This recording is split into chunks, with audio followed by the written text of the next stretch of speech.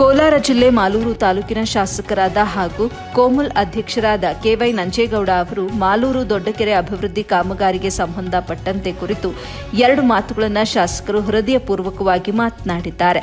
ಇದೇ ವೇಳೆ ಹಾಗೂ ಹೊಸಕೋಟೆ ರಸ್ತೆಯಿಂದ ಕಾಡದೇನಹಳ್ಳಿ ರಸ್ತೆವರೆಗೆ 30 ಅಡಿ ಮಾರ್ಕಿಂಗ್ ಮಾಡಿ ಹಾಗೂ ರಸ್ತೆ ಮಾಡಲು ಜನಪ್ರಿಯ ಹೃತ್ಪೂರ್ವಕವಾಗಿ ಒಪ್ಪಿಗೆಯನ್ನ ಸೂಚಿಸಿದ್ದಾರೆ. ರೈತರಿಗೆ ಭಾಷೆ ಕೊಟ್ಟಿದ್ದಾರೆ. ಈ ವೇಳೆ ರೈತರಿಗೆ ಅಭಿನಂದನೆಯನ್ನ ಕೂಡ ಸಲ್ಲಿಸಿದರು. ಈ ವೇಳೆ ಯೋಜನಾ ಪ್ರಾಧಿಕಾರದ ಅಧ್ಯಕ್ಷರು, ಸದಸ್ಯರು, ಎತ್ತಿನಹೊಳೆ ಯೋಜನೆ ಅಧಿಕಾರಿಗಳು ಮತ್ತು ಸಣ್ಣ ನೀರಾವರಿ ಇಲಾಖೆಯ ಅಧಿಕಾರಿಗಳು ಹಾಗೂ ಮುಖಂಡರು ಮತ್ತು ಪೊಲೀಸ್ ಸಿಬ್ಬಂದಿ ವರ್ಗದವರು ಮತ್ತು ಇನ್ನಿತರರು ಉಪಸ್ಥಿತರಿದ್ದರು. ವರದಿ ಮುನಿರಾಜ್, ಎಬಿ ನ್ಯೂಸ್ ಕನ್ನಡ, ಮಾಲೂರು. 5 ಕೋಟಿ. ಆಮೇಲೆ ಅಮೃತ್, ನಮ್ಮ ನಗರಸಭೆ ಅಮೃತಿಂದ 4 ಕೋಟಿ.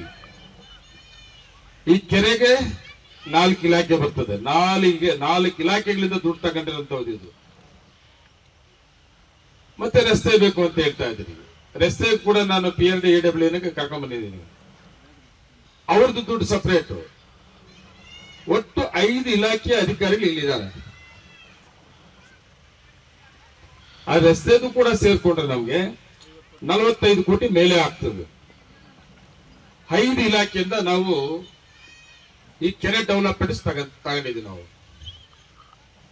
ನಾನು ಅವಾಗಲೇ ವೆಂಕಟೇಶ್ ಅಣ್ಣವ್ರು ಮಾತಾಡುವಾಗ, ನಾಗರಾಜ್ ಅಣ್ಣವ್ರು ಮಾತಾಡುವಾಗ ನಾನು ಕೇಳ್ತಿದ್ದೆ, ನಾನು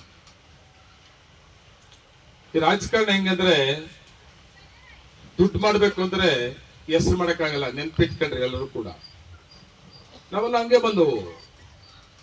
ನಾನು ಪ್ರತಿಯೊಂದು ಸಭೆಯಲ್ಲಿ ಹೇಳ್ತಾ ಇರ್ತೀನಿ. ಮಾಲೂರು ತಾಲೂಕಲ್ಲಿ 86ರಲ್ಲಿ ಮಂಡಲ ಪಂಚಾಯತ್ ಮೆಂಬರ್ ಆದಾಗ ನಾನು MLA ಆಗ್ತೀನಿ ಗೊತ್ತಿರ್ಲಿಲ್ಲ ನನಗೆ. ಯಾವ ಪೋಸ್ಟ್ ಕೂಡ ಬಾಕಿ ಇಲ್ಲ. ಕೋಲಾರ ರೈತರನ್ನು ಒಳಗೊಂಡಂತೆ ನಮ್ಮ ಎಲ್ಲಾ ಇಲಾಖೆಗಳ ಇಂಜಿನಿಯರ್ಸ್ ಆಗಿರ್ಬೋದು, ನಗರಸಭೆ ಕಮಿಷನರ್ ಆಗಿರ್ಬೋದು, ಶಾಸಕರ ನೇತೃತ್ವದಲ್ಲಿ ಒಂದು ಟೀಮ್ ಆಗಿ ಎಲ್ಲರೂ ಕೆಲಸ ಮಾಡ್ತಾ ಇದ್ದೀವಿ.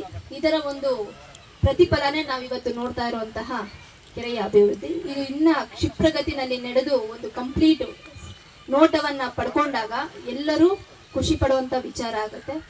ಮುಖ್ಯವಾಗಿ ಎಲ್ಲಾ ಕಡೆ ಕೆರೆ ಒತ್ತುವರಿನ ಬಿಡಿಸ್ಬೇಕು ಅನ್ನೋ ಒಂದು ನಿಟ್ಟಿನಲ್ಲಿ ನಾವು ಹಲವಾರು ಕಾರ್ಯಯೋಜನೆಗಳನ್ನ ತಗೋತಾ ಇದ್ದೀವಿ. ಆದ್ರೆ ಇದೊಂದು ಮಾದರಿ ಆಗಿದೆ ಸರ್. ಕೆರೆನ ಒತ್ತುವರಿನೂ ತೆರವುಗೊಳಿಸಾಗೂ ಆಗ್ತಾ ಇದೆ.